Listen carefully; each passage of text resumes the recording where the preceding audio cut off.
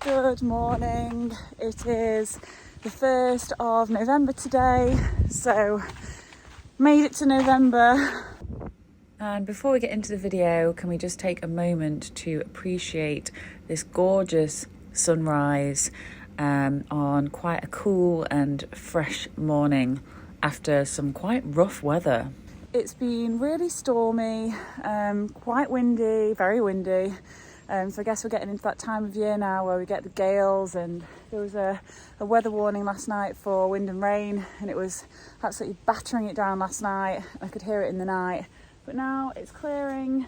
Hopefully it'll stay dry because today I've got sheep work to crack on with. Some interesting sheep body language to look out for, behavioural body language coming up in the next clip. So lots of them jumping through the air. Hopefully you can spot them on camera. And then quite a lot of headbutting. I did manage to see probably about 4 different pairs of ewes headbutting one another on the way down. And yeah, lots of them jumping as they got to the brow of the hill, which all made me smile.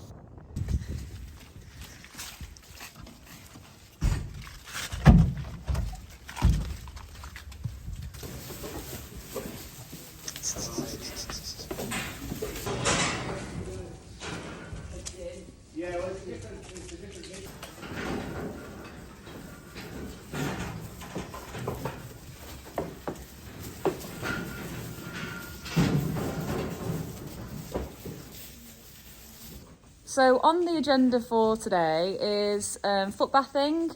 We've tried to, over the past 12 months, maybe a bit longer than that, really keep on top of a regular foot bathing schedule, because we did experience some problems with cod initially, as well as just ongoing foot rot. And so throughout the year we've been using Golden Hoof, which sort of came highly recommended. I asked everybody that I could think of what they used, and normally people came back with Golden Hoof or equivalent. So we're going to do that today because we haven't done it for a bit, and we just thought whilst we're going to worm the ewes as well. So I had an egg count done at the vet last week, and that indicated that we should worm the ewes. So we are using a clear wormer today, and so yeah, it's just general feet worming and checking over. So this is Nibbles. Nibbles is going to be going to the ram for the first time, and that's going to be next week. So it's not long away. This is kind of going to be the final thing, getting all the ewes in together before we divide them into 2 groups and put the tups out, I think next Wednesday or Thursday. So the plan for the ewes, the ewes are going to stand in this pen like this in the foot bath solution. They're nice and settled, which is good. Then after about 20 minutes standing time, we're going to move them into this pen here so that we can worm them, and then they can go and stand out there on the yard until we're done, so they have some time standing on the concrete, which I think is the best practice. Then they can go back up out the field, and job done. So once the ewes are in the foot bath, they just stand there for 20 to 30 minutes and it just soaks into the feet, and then they come out looking good. The ewes are jumping out of the foot bath. It is a homemade foot bath that we used an old bell tent from the campsite, repurposed it, and it does the job. Are you ready for a few more then, Nick? Yeah. Right, let's go then.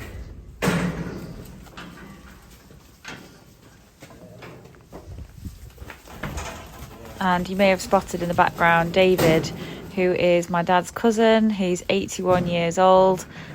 He used to do some farming himself, and he just came to have a look at what we were up to. This is the working pen here, and I have been worming the ewes at the same time. I'll check the mouths, any that have got missing teeth or very worn down teeth, no teeth, we're given a mark so that we know that they are not for breeding. The same, checking the bag at the same time as worming them. So doing a few things in one go whilst the other sheep are in the footbath, so it works quite well. So we've got a bad bag there, hence the green cross. We've got a trimmed tail and a good bag there. Nice trimmed up tails, and yeah, organised. Okay, so in the pen now, I have got the camera set up just showing me and Nick working away. I've got the wormer in the orange backpack and Nick has got a crayon marker in his hand, and I'm worming the ewes and at the same time having a look at their teeth and checking the bag of each one. So I'm feeling the udder to see if there's any lumps or problems with the udder that could cause a problem with lambing or breeding next time.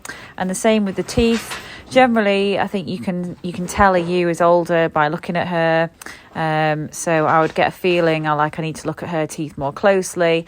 And we did identify 3 ewes that were really broken mouthed, very sort of low worn down teeth or no teeth at all. And so we won't be breeding with those because over the winter time they would struggle to keep weight on, and it wouldn't really be fair on them to put them to the ram because they would probably just lose condition and probably going to end in disaster. So it's the best thing to mark up those ewes and separate them off, and they would go as cull ewes. And we put a green X on any that we know that we're not going to breed with, so that next week we will pull out any of the culls and we'll then have 2 groups for breeding, take away the cull ewes, and then we've just got our ones that are fit to go to the ram. So it didn't take too long. We only had about 15 ewes in a pen, so it worked quite nicely. By the time the sort of 20-25 minutes was up, it was time to let the ewes out of the footbath, and then we could work on them and get the next group in. So it was a nice little flowy system that we had going, and a few of the ewes still needed their tails trimming, because there's about 85 ewes, and I'd just sort of been chipping away at it, doing a block every time, so just had 1 or 2 tails left to do. And the whole process took us probably about 4 hours to get the job done, and we marked up 12 ewes in total that were not going to go to the ram. I've had a few questions about replacement ewes. Are we going to buy any replacements in? We aren't doing that this time.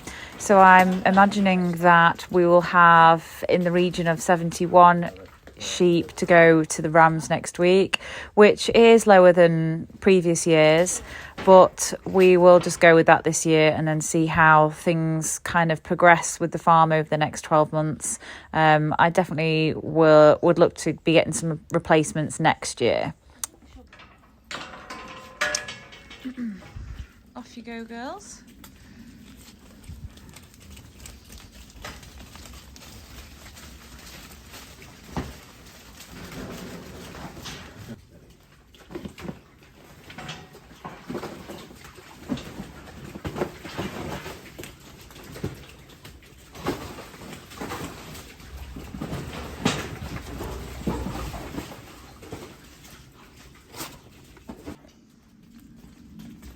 So we have managed to find a few ewes with very little or no teeth, so they've also been marked up. Normally you can kind of tell by the condition if they're missing teeth or they've got no teeth, but it's been definitely good today to sort of thoroughly look them all over and work out who's old, who's not going to make it. I can see the robin on the post over there watching us. Yeah. That's Nibbles, Doris, Mary, and the ewes. Just going to have a little stand on the concrete before they go back up. Okay, so we've done the job, and it didn't go too badly, so we're just going to let the ewes stand on the yard now for about half an hour and then let them go out in the field. And I think as they go out, we'll count the green crosses, yeah. And then we'll know what number we've got to separate next week when we split the ewes into 2 groups, and off they'll go ready for tupping.